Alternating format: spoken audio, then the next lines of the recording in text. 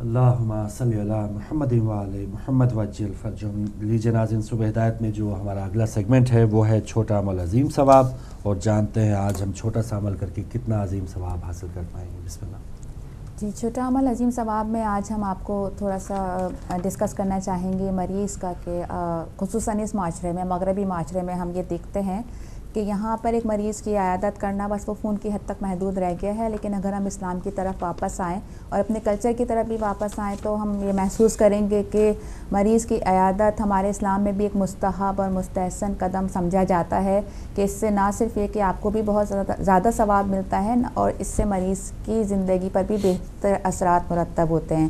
تو کوشش کیجئے کہ اگر آپ کو اپنے روزمرہ اوقات میں سے یا روزمرہ مصروفیات میں سے کبھی کچھ وقت ملے، اگر آپ نے کسی کے بارے میں سنا ہو کہ وہ بیمار ہے یا کسی تکلیف کا شکار ہے، ہاسپٹلائز ہیں، تو کوشش کیجئے کہ اگر ان کے اوپر گراں نہیں گزرا، یعنی اگر ان کے لیے زحمت نہیں ہو رہی، تو جا کے ایک دفعہ ضرور اس مریض کی عیادت کریں، کیونکہ یہ بھی ایک ثواب کا کام ہے۔ تھوڑی سی ہمارا کلچر کچھ ایسا بن گیا ہے کہ ہم بغیر ثواب کے کوئی کام کرنا نہیں چاہتے، صرف اخلاقی طور پر بھی ہم لوگ تھوڑا سا دور ہونے کی کوشش کرتے ہیں کہ اگر اس کا کوئی ثواب نہیں ہے یا کوئی امپورٹنٹ نہیں ہے یا کوئی پوچھنے والا نہیں ہے تو why should we do this. But کوشش کیجئے کہ ایسی چھوٹی چھوٹی چیزوں کے تھرو اپنے اندر ایک سوشل ایکٹیویٹی لے کر آئیے، تاکہ معاشرے میں بھی آپ کے اس یہ چیز پروان چڑھے، اور اس کے علاوہ اسلام میں دینی طور پر بھی آپ کو اس کا فائدہ پہنچ سکے۔ تو مریض کی عیادت کے لیے جب ہم جاتے ہیں تو عموماً کچھ چیزوں کا خیال نہیں رکھتے، تو آج وہ ہم چیزیں آپ کو بتائیں گے کہ اسلام میں کن کن چیزوں کی ہدایت کی گئی ہے کہ جب آپ مریض کی عیادت کے لیے جائیں تو وہ کون سے نقطے ہیں کہ جن پہ کام کریں۔ جب آپ مریض کی عیادت جس کو ہم کہیں گے مریض کی عیادت کرنے کے آداب، سب سے پہلے سلام کیجئے اور مریض کے پاس زیادہ دیر نہ بیٹھیں، لیکن اگر مریض کی خواہش ہو کہ اس کے پاس دیر تک بیٹھا جائے تو پھر دیر تک بیٹھیے۔ سم ٹائم جو لوگ ہیں وہ کچھ آئسولیشن کا شکار ہوتے ہیں، تنہائی کا شکار ہوتے ہیں، اگر وہ پسند کرتے ہیں کہ آپ ان کے پاس کچھ دیر بیٹھیں اور کچھ مثبت باتیں کریں، اور اگر آپ ایسا کر سکتے ہیں تو ضرور کیجئے۔ ان میں ہمارے اپنے بھی شامل ہو سکتے ہیں۔ عیادت کرنے والے شخص کو چاہیے کہ وہ مریض کے قریب بیٹھ کر اس کی پیشانی پہ ہاتھ رکھیں۔ دیکھیں، کسی کو چھونے کا عمل یا پیشانی پہ ہاتھ رکھنے کا عمل ایک ایسا عمل ہے کہ جس سے اس کو اپنائیت محسوس ہوتی ہے، تو اگر آپ ایسا کر سکیں اور اگر وہ آپ کے لیے اس وقت حرمت کا تقاضا ہو تو آپ ایسا ضرور کیجئے۔ عیادت کرنے والے شخص کو چاہیے کہ وہ مریض کے بازو پر ہاتھ رکھ کر اس کے لیے دعائے صحت کرے، تاکہ اس کو تھوڑا سا اپنا پن بھی فیل ہو، اور مریض کے لیے دعائے صحت کرنے میں جتنے لوگ جا رہے ہیں اس کے لیے دعائے صحت کر رہے ہیں، اللہ تعالیٰ نہ جانے کب کس کی دعا قبول کر لیں۔ عیادت کرنے والے کے لیے مستحب ہے کہ وہ مریض کے لیے دعائے شفا پڑھے، اور بہتر ہے کہ کہے اللہم اشفہ بشفائک و دواہ بدوائک و عافہ من بلائک، اللہم اشفہ بشفائک و دواہ بدوائک و عافہ من بلائک۔ اے اللہ، اسے اپنے پاس سے شفا عطا فرما اور اس کی صحت کے لیے اپنی طرف سے دوا عطا فرما، اور اسے اپنے پاس سے بلاؤں سے عافیت دے۔ مستحب ہے کہ عیادت کرنے والا بطور تحفہ پھل یا کوئی دوسری چیز یا کوئی ایسی چیز لے کر جائے جو مریض کو خوش کرنے والی اور راحت پہنچانے والی ہو۔ میرے خیال میں مغربی ممالک میں تو یہ چیز ہمیں بہت زیادہ سیکھنی بھی چاہیے، کہ یہاں پر بہت سسٹمیٹک طریقے سے مریضوں کی عیادت کے لیے نہ صرف کہ فلاورز بھی دستیاب ہوتے ہیں بلکہ خاص قسم کے میسیجز لکھے ہوئے کارڈز بھی دستیاب ہوتے ہیں، تو اس کو بھی آپ اس کی بھی ارینجمنٹس کر سکتے ہیں۔ یہ ایک سوشل لائف ہے۔ مستحب ہے کہ مریض کے سامنے کسی ایسی چیز کو نہ کھایا جائے جو اس کے لیے باعث ضرر ہو، اور مریض سے دعا کی التماس کی جائے، کیونکہ اس وقت اس کی دعا قبول ہوتی ہے، اس وقت وہ ایسی اسٹیٹ میں ہوتا ہے کہ پروردگار اس کی دعا کو قبول کرتا ہے۔ حضرت امام جعفر صادق علیہ السلام نے فرمایا، 3 افراد کی دعا قبول ہوتی ہے، حاجی کی، نمازی کی اور مریض کی۔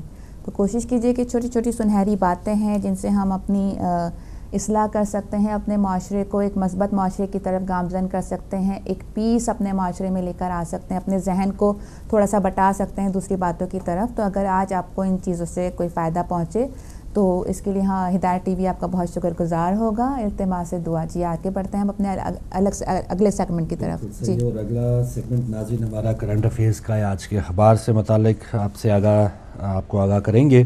اور سب سے پہلے تو یہ کہ پچھلے ایام فاطمیہ کی وجہ سے کچھ جو سیگمنٹس یا کچھ ایشوز جن پہ ہم بات نہیں کر پائے، مذاکرات، وہ تو اس کا کھیل ابھی تک جاری ہے، اور کمیٹی کا بھی جو کھیل ہے وہ بھی جاری ہے، اس پر بات کریں گے۔ آرٹیکل 6 جو ہے پرویز مشرف صاحب بالآخر پیش ہوئے، اس کے بعد اب وہ اپنے ذاتی گھر میں موجود ہیں۔ اب ان کے باہر جانے کا مسئلہ ہے کہ وہ باہر جائیں گے نہیں جائیں گے۔ کچھ وزراء کو منع کیا گیا، خاص طور پہ خواجہ سعد رفیق صاحب اور خواجہ آصف صاحب کو، کہ انہوں نے بہت ہی تھوڑے سخت الفاظ استعمال کیے، تو نواز شریف صاحب نے انہیں چپ رہنے کا مشورہ دیا ہے۔ اور ان کو نواز شریف صاحب نے کن کو کہا ہے کہ چپ رہیں، اور پھر نواز شریف صاحب کا اگر سوچیں کہ نواز شریف صاحب کو خود کسی بیرونی طاقت نے یا کسی ادارے نے کہا ہے کہ آپ اپنے وزراء کو تھوڑا سا چپ رہنے کا مشورہ دیں، تو یہ بھی بحث چل رہی ہے کہ آیا جو فوج ہے جن سے وابستگی پرویز مشرف صاحب کی رہی ہے، تو وہ پرویز مشرف صاحب کو آسانی کے ساتھ باہر نکالنے میں کامیاب ہوں گے یا نہیں۔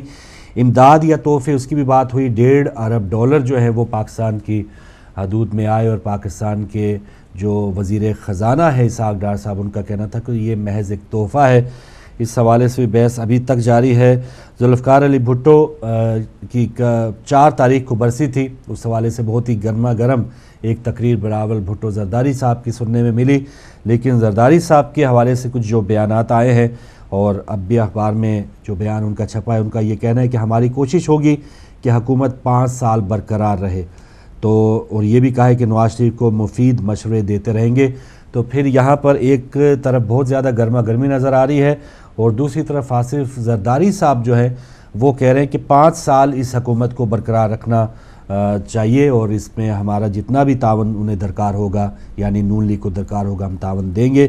تو پھر اس کا مطلب ہے جو اپوزیشن ہے، ابھی تک کی جو حکومت نے اپنا پہلا سال ان کا مکمل ہونے والا ہے، تو ان سے ان کو کوئی خاص اختلاف نہیں ہے۔ انہوں نے مزید ان کو 4 سال اسی طرح سے جو بھی وہ ڈیل کر رہے ہیں، جو بھی کسی کو ڈھیل دی ہوئی ہے یا مذاکرات جاری ہیں، قتل و غارت گیری جاری ہے۔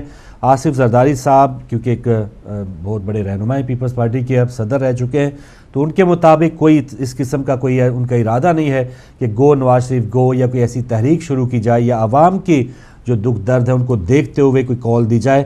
تو ایسا پیپلز پارٹی کے جو عظیم رہنما ہیں اس وقت کے، ان کا یہ کہنا ہے۔ اور پھر اس کے بعد پھر T20 جو ورلڈ کپ تھا وہ بھی ختم ہوا، اور اس میں بالآخر کل سری لنکا نے انڈیا کو شکست دیا، آخر میں اس پر بھی بات کریں گے۔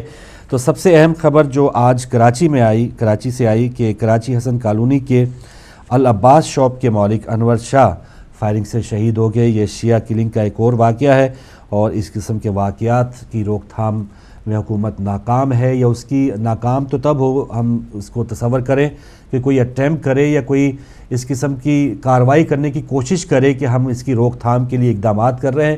یہاں پر بالکل فری ہینڈ ہے ان تمام دہشت گردوں کو کہ آپ شیعہ کلنگ سے متعلق، چاہے وہ عباس ٹاؤن کا سانحہ ہو، چاہے جو روزانہ کے واقعات ہوتے ہیں، علماء کرام، ذاکرین، تمام جو اس اہم ترین عہدوں پہ جو لوگ فائز ہیں ان کی شہادت کا معاملہ ہو، تو حکومت سندھ کی طرف سے یہاں پر کوئی بھی روک تھام کی بھی بات نہیں ہو رہی۔ تو آج ایک اور واقعہ کراچی حسن کالونی کی العباس شاپ کے مالک کو فائرنگ سے شہید کر دیا گیا ہے۔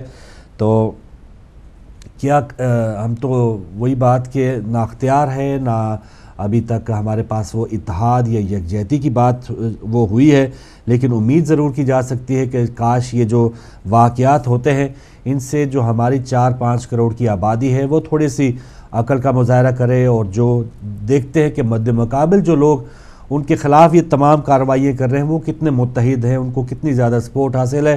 تو یہاں پر جو وکٹم ہو رہے ہیں یا جو نشانہ بن رہے ہیں، زائرین ہیں چاہے عام شہری ہیں، ان کو یہ سوچنا ہوگا کہ اب ہمیں بھی متحد ہونا چاہیے۔ شیعہ جو تنظیمیں ہیں ان کو چاہیے کہ اب وہ متحد ہو کے ان تمام جو حالات کا مکمل اور اتحاد کے ساتھ سامنا کریں۔ ایک رہنما علامہ راجہ ناصر عباس صاحب کا ایک بیان ہے، ان کی بات یہ ہے کہ پاکستان کو اپنی آزاد خارجہ پالیسی بنانا چاہیے۔ قاتلوں نے دہشت گردی کے ذریعے پوری دنیا کا امن خراب کر دیا ہے۔ طالبان کے ساتھ مذاکرات کی کوئی قانونی اور آئینی حیثیت نہیں، ملک میں دیر پا عمل کے لیے اقدامات کرنے ہوں گے، اور ریاست کبھی بھی دہشت گردوں کے سامنے سر نہیں جھکاتی۔ تو انہوں نے یہ بہت ہی واضح طور پہ یہ اعلان کیا ہے کہ خارجہ پالیسی پاکستان کی یہ بھی ایک اہم ترین موضوع، یہ ایک اہم ترین ایشو ہے کہ پاکستان، جیسے پچھلے دنوں بھی ہم نے بات کی تھی کہ ایک ورلڈ میں، ایک دنیا میں ایک بخشو ٹائپ ایک رول ادا کر رہا ہے کہ کوئی بھی اسے آواز دیتا ہے، کچھ پیسے دے کے وہ اپنے شہری تک دینے کو تیار ہوتا ہے، اپنے فوجی تک دینے کو تیار ہوتا ہے، اور کچھ بھی کام کروانا ہو، جس طرح بخشو ایک محلے کا ایک ایسا کردار ہے اس کو جو بھی آواز دیتا ہے، کسی نے سبزی منگانی ہو، کسی نے بچوں کو اسکول چھوڑنے جانا ہو، کسی نے دوائی لانی ہو، تو وہ بخشو کو آواز دیتے. تو یہ بھی خطے میں اب 60-70 سال سے جو ایک بخشو کا کردار پاکستان ادا کر رہا ہے، اس سے تھوڑا سا اب ہٹنا ہوگا. خود مختاری اور پاکستان کا جو ریئل انٹرسٹ ہے اس پر ہماری جو خارجہ پالیسی بنانے والے ہیں، اس میں ساری حکومتیں آ جاتی ہیں. اس میں ہمارے ڈکٹیٹرشپ کا جو دور گزرا ہے وہ بھی آیا، جب صدر ضیاء صاحب نے اپنی منمانی کی اور امریکہ کے کہنے پہ افغانستان کے معاملات میں کود پڑے. اور آج کی جو جمہوریت ہے، جو دور اس میں چل رہا ہے اور اربوں ڈالر آ رہے ہیں، وہ اسی وجہ سے آ رہے ہیں کہ جو شام کی جنگ ہے، جو بحرین کی جنگ ہے، اس میں اپنے فوجی بھیجے جائیں. دہشت گرد جو ان کے پالے ہوئے وہ تو جا رہے ہیں، لیکن اپنی جو فوج ہے اس کو بھی بھیجنے کی باتیں ہو رہی ہیں. تو یہ ایک جو کردار ہے اس کو ختم کرنا ہوگا. اور اگلا جو حصہ تھا کہ قاتلوں نے دہشت گردی کے ذریعے پوری دنیا کا امن خراب کر دیا ہے، تو یہ بالکل حقیقت ہے. دہشت گرد جو ہے وہ ایک ایسی، اور پاکستان میں ایک ایسی انڈسٹری یا نرسری بن چکی ہے کہ وہیں سے پوری دنیا میں دہشت گرد جو ہیں سپلائی ہوتے ہیں. کسی بھی نام پہ، کسی بھی ایشو پہ ان کو وہاں پہ بھیجا جاتا ہے، اور بدنامی جو ہے وہ پاکستان کی وہ کرنے میں کسی بھی حد وہ پیچھے نہیں رہتے. اور بہرحال ان کے جو بیانات ہیں علامہ صاحب کے وہ بالکل حق بجانب ہے، لیکن اب وہ شیعہ تنظیم یا ایک شیعہ رہنما کے آئندہ کیا سوچ رہے ہیں رہنمائی کے حوالے سے، یا دیگر جو شیعہ تنظیمیں ہیں ان کے ساتھ اتحاد کے حوالے سے وہ آئندہ کیا سوچ رہے ہیں، یہ اصل میٹر ہے. 4-5 کروڑ بڑی سے بڑی، ہم بار بار یہ کہہ چکے ہیں کہ بڑی سے بڑی جو سیاسی جماعت ہے بہت بڑا ایک دعویٰ کرتی ہے، تو وہ کہتی ہے کہ ہم ملین مارچ لائیں گے، یعنی 10 لاکھ افراد وہ لائیں گے، تو پھر وہ اینٹ سے اینٹ بجا دیں گے. اور ایک پوری ایک سے ہوتی ہے، یا جو بھی آپ نے دیکھا تحریک انصاف نے تھوڑا سا اپنا وجود الیکشن سے پہلے تھوڑا سا شو آف کیا کہ مینار پاکستان میں ایک جلسہ بہت بڑا کیا، کراچی میں کیا، کوئٹہ میں کیا، تو ایک لگا عوام کو بھی کہ یہ کوئی ایک طاقت ہے. لیکن یہاں پر ہم 5-6 کروڑ افراد ہونے کے باوجود کوئی 10 لاکھ تو کیا 1 لاکھ افراد بھی کسی بھی ایشو پہ، کسی بھی کاز پہ اگر ہم اکٹھے نہیں کر پاتے، تو یہ ایک سوالیہ نشان ہوتا ہے کہ، اور یہ قیادت کے لیے بھی ایک چیلنج ہے کہ ان کے سامنے یہ کیا اب عوام کو وہ کیوں موٹیویٹ نہیں کر پا رہے. یہ آیا اس عوام کی بے حسی ہے یا قائدین کی بے بسی ہے کہ ان کو موٹیویٹ نہیں کر پا رہے، یا اپنا یا تو وہ پیغام اپنی عوام تک نہیں صحیح طور پہ پہنچا پا رہے، یا عوام میں وہ زرخیزی نہیں ہے. جیسے وہ ایک زمین ہے، وہ بنجر ہے، اس میں چاہے آپ جو بھی چیز بونا چاہیں گے وہ کوئی آپ کو پھل یا کوئی آپ کو وہ واپس رپلائی نہیں کرے گا. تو یہ دونوں میں سے ایک چیز تو ہو سکتی ہے.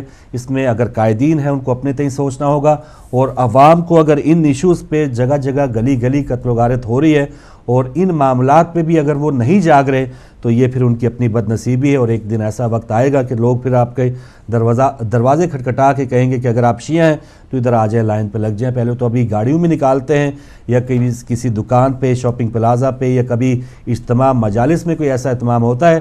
پھر آہستہ آہستہ ایسا ہو جائے گا کہ جب ہم نے اس کی روک تھام کے لیے کچھ نہ کیا تو لوگوں کو سب پتہ ہے کہ وہ کہاں کہاں ہماری نشانیاں ہیں، کہاں کہاں جو شیعان علی رہتے ہیں.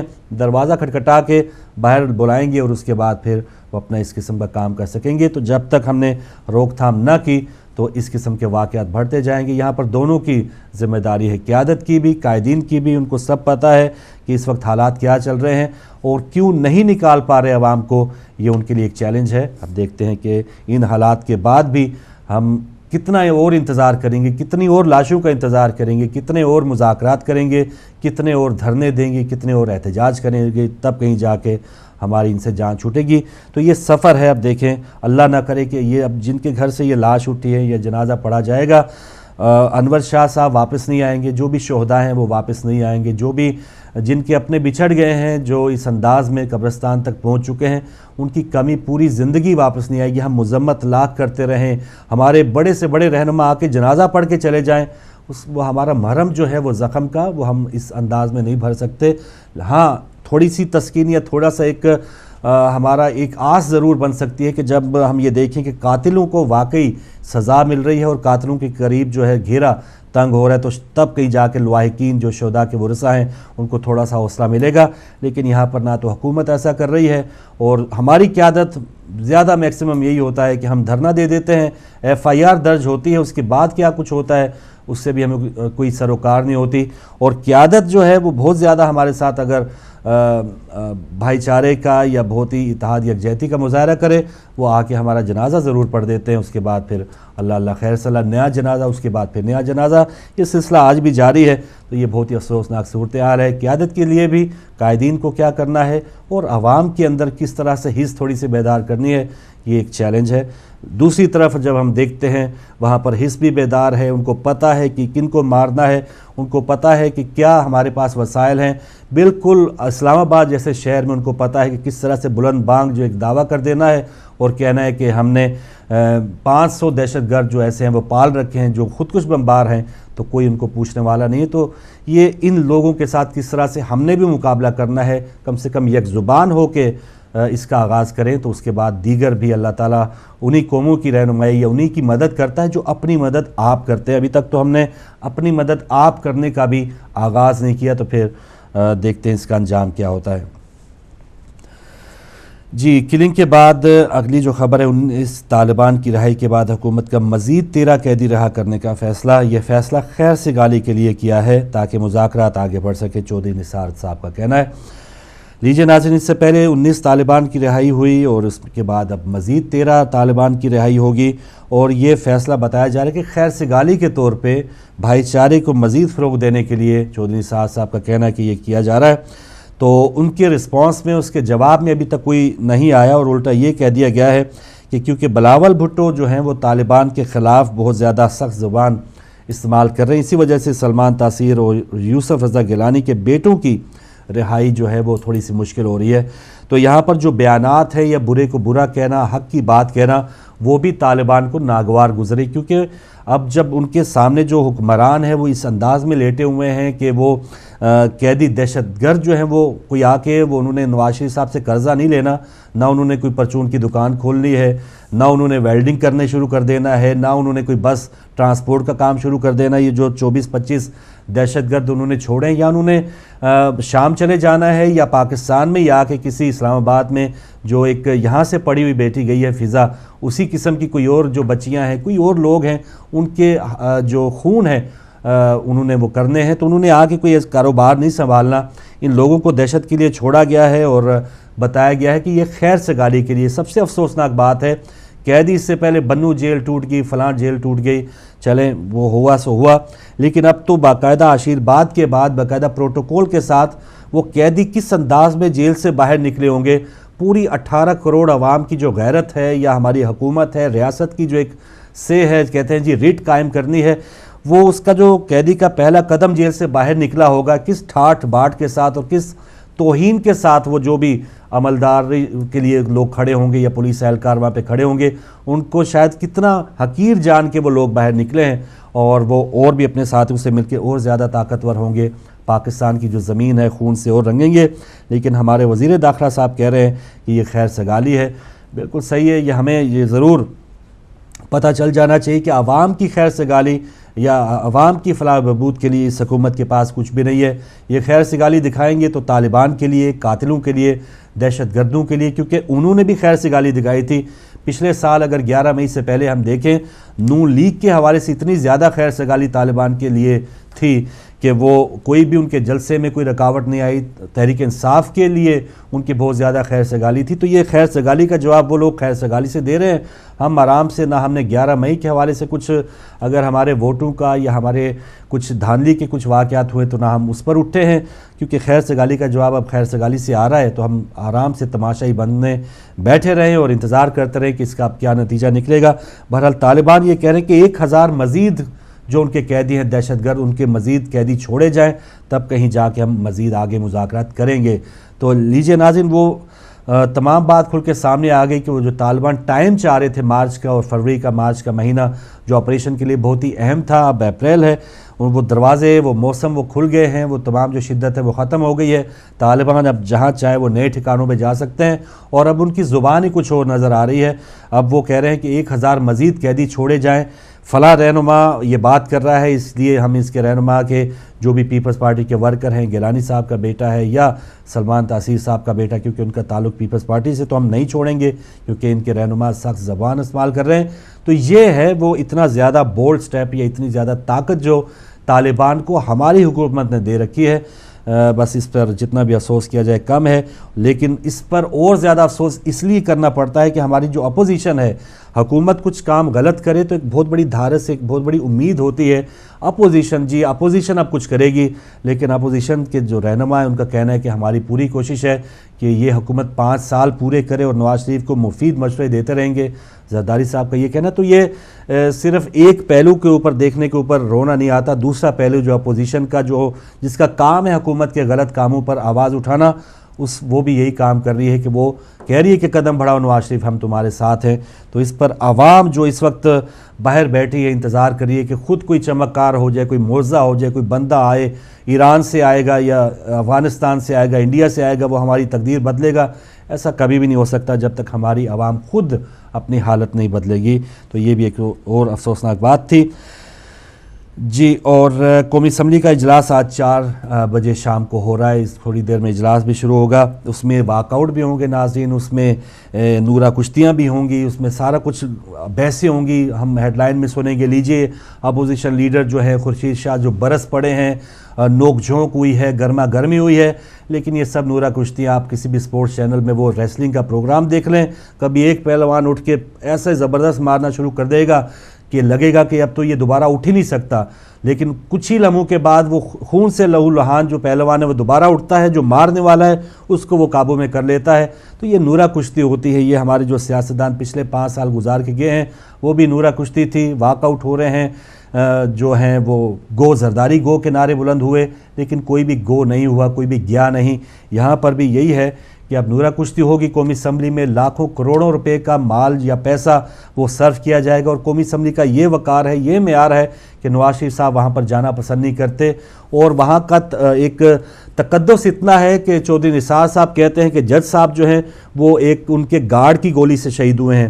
رپورٹ آتی ہے نہیں، وہ تو پوسٹ مارٹم میں وہ دہشت گرد کی گولی سے شہید ہوئے ہیں. اتنا تقدس ہے کہ اسحاق ڈار صاحب کہتے ہیں کہ یہ تحفے میں ہمیں رقم ملی ہے 1.5 ارب روپے. جھوٹ پہ جھوٹ اس فلور پہ جس آئین کی یہ بات کرتے ہیں، جس کے حلف اٹھا کے یہ قسمیں اٹھاتے ہیں، تو یہ اتنا تقدس ہے ہماری قومی اسمبلی کا. اور جس کے پارلیمنٹ لاجز کے حوالے سے آپ نے وہ دستی صاحب کے جو انکشافات ہیں وہ بھی سن لیے ہوں گے کہ یہ کتنے زیادہ کریکٹر کے بارے ہیں یا کتنے زیادہ ان کے کریکٹر اچھے ہیں.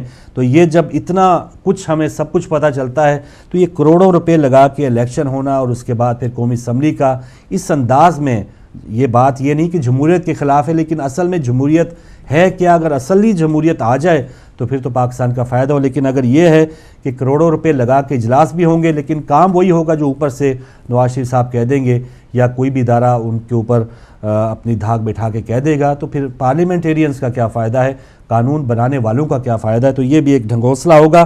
آپ شام تک دیکھیں گے کہ آج بڑا گرما گرم بحث ہوئی ہے، اجلاس ہوئی ہے، اور آپس میں نوک جھونک بھی ہوئی ہے. اور فلاں وزیر جو ہے اس نے بہت زیادہ جو ہے وہ سخت زبان استعمال کی. تو اس قسم کا کھیل آپ عنقریب شام کو دیکھیں گے. اگلی خبر ہے کہ ایرانی پارلیمنٹ کی توثیق ہے پاکستان سے سیکورٹی معاہدے پر، اور دونوں ممالک دہشت گردی کی روک تھام کے لیے تعاون کو جاری رکھیں گے. مشترکہ بحری مشقیں کل سے آبنائے حرمز میں شروع ہوں گی. تو تھوڑی سی جو کشیدگی پیدا ہوئی تھی ایران پاکستان کے درمیان، اس کی برف اب پگھلی ہے، اور ایرانی پارلیمنٹ نے توثیق کی ہے کہ جو دہشت گردی کے معاملات ہیں اس کی روک تھام کے لیے دونوں ممالک مل کے کچھ کام کریں گے. اور مشترکہ بحری مشقیں جو ہیں وہ بھی کل سے ہو رہی ہیں. اور ایک اور خبر، دنیا بھر میں آج عالمی یوم صحت منایا جا رہا ہے. تو جس کسی ظاہر صحت ہے، جسے کہا جاتا ہے نا جان ہے تو جہان ہے، یہ سب سے اولین ترجیح ہونی چاہیے.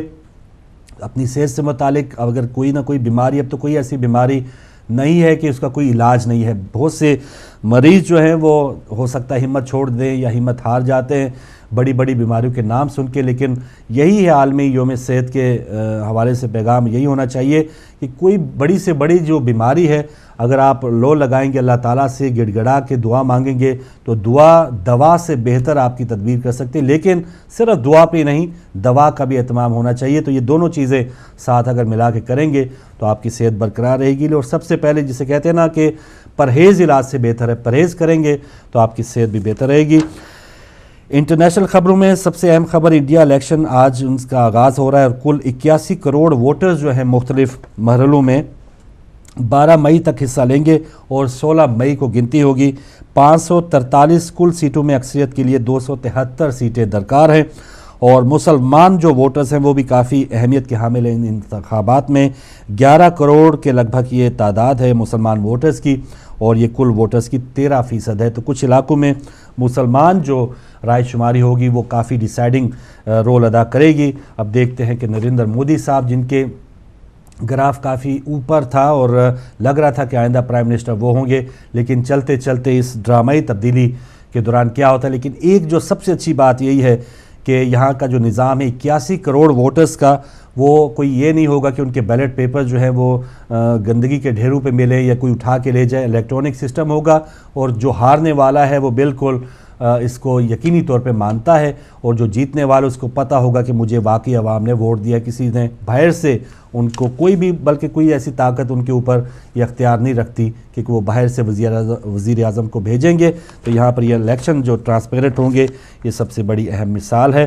اور اب جو آج کا اخبار ہے، افغانستان میں بھی الیکشن ہوئے، اس حوالے سے نواز شریف صاحب کا کہنا ہے کہ پاکستان جمہوری استحکام کے لیے افغانستان سے تعاون کرے گا، اور مذاکرات کے نام پر سیاست ہو رہی ہے، یہ کہا ANP کے رہنما زاہد خان صاحب نے۔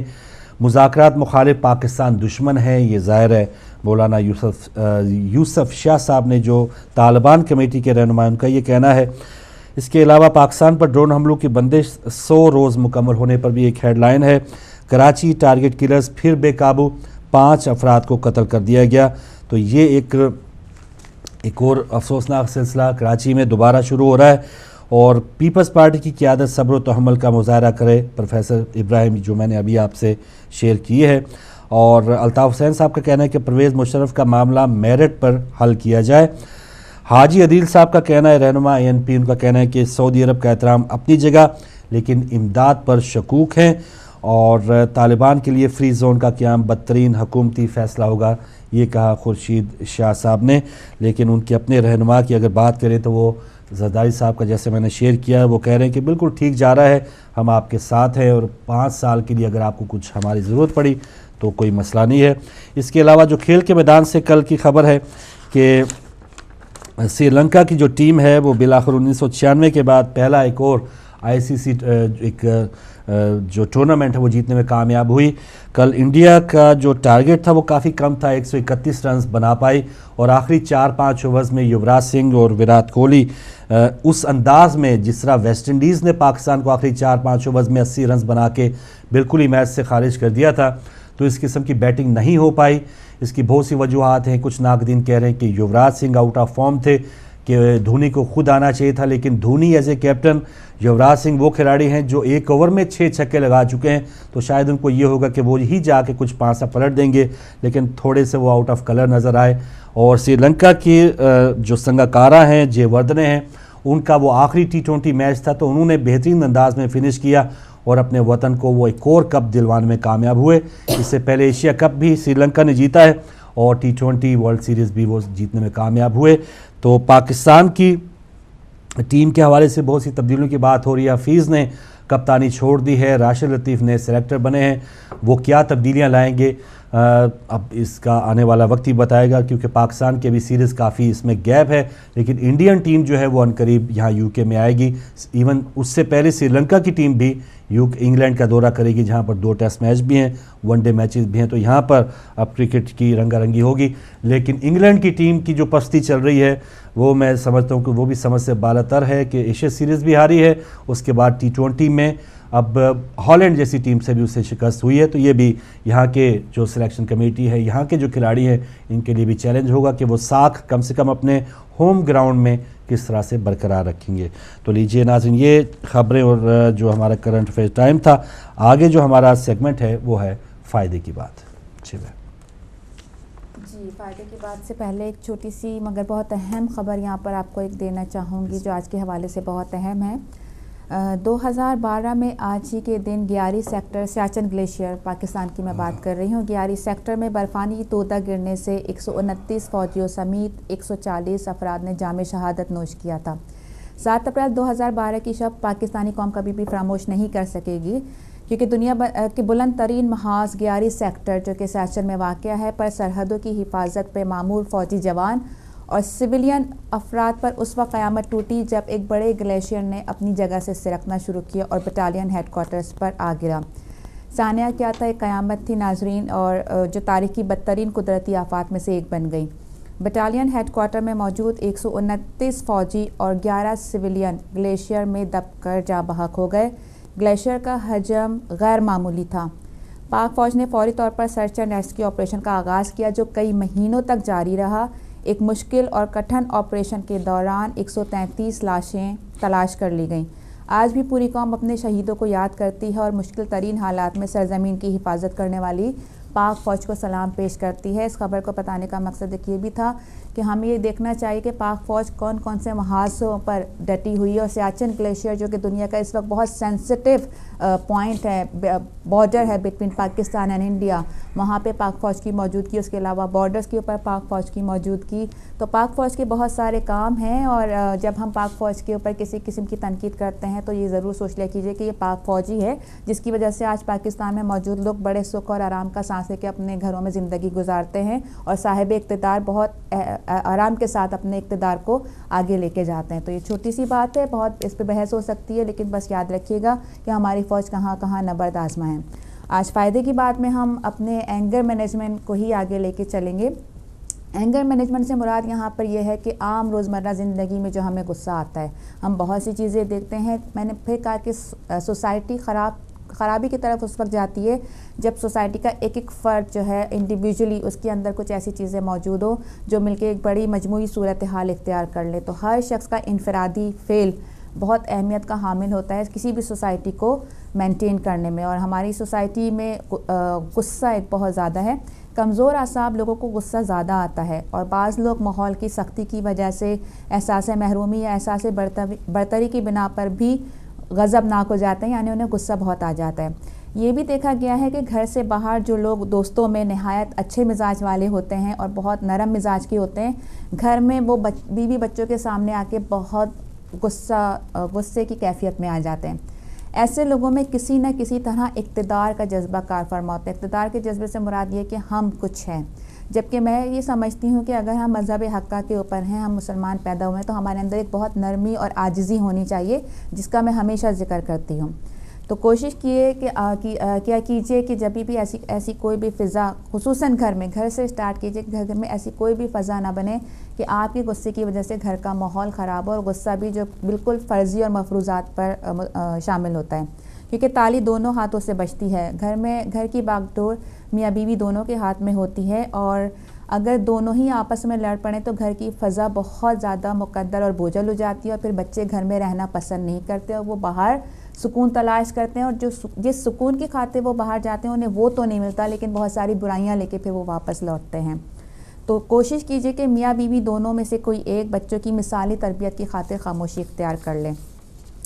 اعوذ باللہ من الشیطان الرجیم. ایک بہت چھوٹی سی آیت ہمارے منہ پر ہر وقت جاری و ساری رہتی ہے، لیکن اس میں بہت بڑے اس کے معنی ہیں کہ شیطان مردود سے آپ پناہ مانگیے کہ اس کی جو برائیاں ہیں وہ آپ کے اندر نہ آنے پائیں. اس کی بہت بڑی تشریح ہو سکتی ہے. آج ہم اپنے پروگرام کے حساب سے اس کی تشریح میں یہ تلاش کریں گے کہ خدا سے پناہ طلب کیجئے ہر وقت کہ وہ قہر، وہ غصہ، وہ گرمی جو آپ کے اندر موجود ہے، جو آپ کو ایک دم مجبور کر دیتی ہے بولنے پہ کسی کے لیے بھی، اور اس کا کوئی فائدہ نہیں ہوتا، اس کا آپ کی عام زندگی میں کوئی فائدہ نہیں ہے.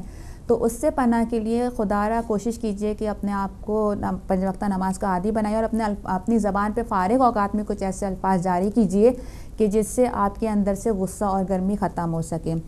جی فاروق بھائی، اس کے بارے میں آپ کچھ کہیں گے؟ ہم آپ پھر ٹاپک آگے لے کے چلتے ہیں. جی ٹاپک بھی ہے، جی اس کے بعد پھر بریک کے بعد ہی اس پر بات کریں گے. آپ کا یہ مکمل ہو گیا. تو تصویر ہے ایک، اگر ہمارے بھائی ایک تصویر جو ہم نے دی ہے، ایک بہت بڑا اشتہاری ہے پنجاب پولیس کی نظر میں، وہ آپ کو دکھانا ہے، بلکہ یہ تصویر کیا پوری ویڈیو یہاں ویسٹرن میڈیا پہ دکھائی گئی اور پاکستان کی امیج کے حوالے سے جو باتیں لوگ کرتے ہیں. پہلے تو ناظرین یہ جو بچہ دیکھ رہے ہیں وہ جو فیڈر میں دودھ پی رہا ہے، تو ایسے ہی ہوگا کہ آپ کے ذہن میں آ رہا ہوگا یہ کوئی ویسے صحت مند بچہ ہے یا کسی بھی آپ اہم شخصیت کا بچہ ہو سکتا ہے. لیکن ناظرین اگر پنجاب پولیس کا کارنامہ دیکھیں تو اس بچے پہ 9 ماہ کا یہ بچہ ہے، اقدام قتل کا کیس ہے اس پہ. تو یہ سب سے ایک جگ ہسائی کا جی ہاں باعث بن رہا ہے. یہاں پر CNN، BBC، الجزیرہ، یہ تمام میڈیا چینل جو ہے وہ پاکستان کے اس بچے کی جو ساتھ جو بیت رہی ہے وہ دکھا رہے ہیں. تو یہاں پر جو پاکستان کی خاص طور پنجاب کا جو صوبہ ہے اس میں تو انہی لوگوں کی حکومت ہے جو طالبان یا لشکر جھنگمی کے ساتھ زیادہ جھکاؤ جن کا ہے. تو جو بڑے بڑے دہشت گرد ہیں ملک اسحاق جیسے بڑے بڑے طالبان کے ساتھ مذاکرات ہو رہے ہیں. تو اس بچے جو چھوٹے سے معصوم بچے کے اوپر اتنا بڑا اقدام قتل کا مقدمہ، اور اس کی بھی ایک ہسٹری ہے کہ ان کے والد صاحب جو تھے بیچارے انہوں نے گیس کا بل ادا نہیں کیا تھا. تو گیس کا بل ادا نہ کرنے پر وہ پولیس جو ہے وہ ان کے گھر پر انہوں نے چھاپا مارا، توڑ پھوڑ کی. تو اس کے جواب میں کچھ انہوں نے تھوڑا سا اپنا جو غم و غصے کا اظہار کیا یا رائٹ یوز کیا، احتجاج کیا. تو اس پر پورے گھر والوں پہ انہوں نے پولیس جو ایک ہوتا ہے نا کہ دہشت ہے پھیلانے کے لیے انہوں نے FIR درج کر دی جس میں یہ 9 ماہ کا معصوم بچہ بھی ہے.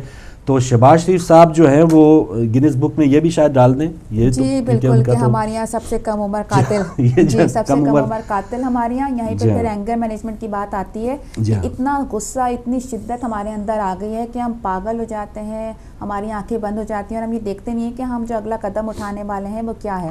میرے خیال میں یہ غصہ اگر انہیں طالبان پر آتا، پولیس ایسی ہی ایفیشنسی کے ساتھ طالبان کے خلاف کام کرتی تو آج ہمارا ملک ان حالات کا شکار نہیں ہوتا جن حالات کا شکار وہ اس وقت ہے. جی ہاں، اور جیسے ہم جیسے کہتے ہیں نا جی ایک پاکستان کا امیج ہم بہتر بنانے کے لیے ہم نے جی اتنا بڑا جھنڈا بنا دیا، اتنے لوگوں نے ترانہ گا دیا، وہاں پر سندھ فیسٹیول بھی ہے. لیکن جب اس قسم کی خبر آتی ہے ویسٹ میں اور پاکستان کے حوالے سے اس قسم کی خبر ایک جگ ہسائی کا باعث بن رہی ہے. نواز شریف صاحب، شہباز شریف صاحب اور وزارت داخلہ جن کے ماتحت یہ پولیس ہے، بظاہر کہا گیا ہے جی وہ جو SHO صاحب ہے ان کو معطل کیا گیا ہے، لیکن اسی بچے پہ ابھی بھی اس کی وہ کارروائی جاری ہے. تو ایک بہت ہی افسوسناک خبر ہے کہ 9 ماہ کا جو بچہ ہے اقدام قتل کیس میں اس کو اس پر مقدمہ قائم کیا گیا ہے. اور یہ بچہ واہ کیا کہیں اس بچے کو، بس یہ میرے خیال میں وہ ہمیشہ ہماری شکر ہے آرٹیکل 6 نہیں لگ گیا. یہ وہ غداری کا کیس بھی بن سکتا تھا، بڑے بڑے کیس پڑے ہوئے ہیں کہ وہ بغیر انٹروگیشن کے بغیر کہتے ہیں کہ کسی تحقیق کے بغیر جو اپنا عمل دکھاتے ہیں تو ان کو بس یہ پتہ چلا کہ ان کے خلاف اٹھنے والی جو آواز ہے جس آدمی کی اس کا ایک فرزند موجود ہے، اس فرزند کے خلاف انہوں نے اقدام قتل کا مقدمہ ڈال دیا یا قتل کا مقدمہ ڈال دیا. تو اس سے اندازہ لگائیں کہ انہوں نے یہ سوچنے کی اور تحقیق کرنے کی بھی ضرورت محسوس نہیں کی کہ اس کا فرد، اس کی عمر کیا ہے، اس آدمی کے کتنے بچے ہیں. تو یہ ماشاءاللہ سے ہماری پولیس کی، پنجاب پولیس کی میں کہوں گی کہ بہت ایفیشنسی ہے. میرے خیال میں آگے چل کے جو ہے شہباز شریف صاحب ان کو کسی میڈل یا ستارہ جرت سے نوازیں گے. اور وہ پنجاب پولیس کی جیسے آپ نے بات کی تو پنجاب پولیس کا نواز شریف صاحب کے ساتھ کافی لنک بھی ہے. جب گورنر راج لگا پچھلے دور میں پنجاب پولیس کے کافی جو عہدیداران انہوں نے اپنی پیٹیاں اتار کے نواز شریف صاحب کو دی.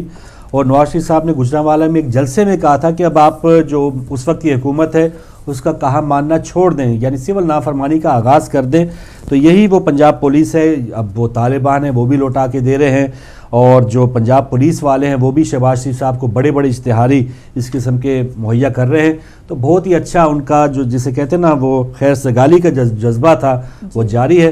تو لیجیے ناظرین ان تمام ایشوز پہ آپ بھی بات کر سکتے ہیں اور ظاہر ہے ان ایشوز کو دیکھتے ہوئے بھی غصے کو کنٹرول کرنا ہے. آج کا ہمارا ٹاپک ہے اینگر مینجمنٹ کا کہ ایسی باتوں پہ کس طرح غصے کو کنٹرول کرنا ہے اور کچھ باتوں پہ غصہ آنا بھی ضروری ہے. اس پر بھی بات کریں گے کہ ایسے معاملات میں بھی اگر ہم کہیں گے کہ ہم غصہ ہی نہیں کرتے یا ہم وہ بے حسی میں چلا جائے گا. اس پر بات کریں گے چھوٹی سی بریک کے بعد.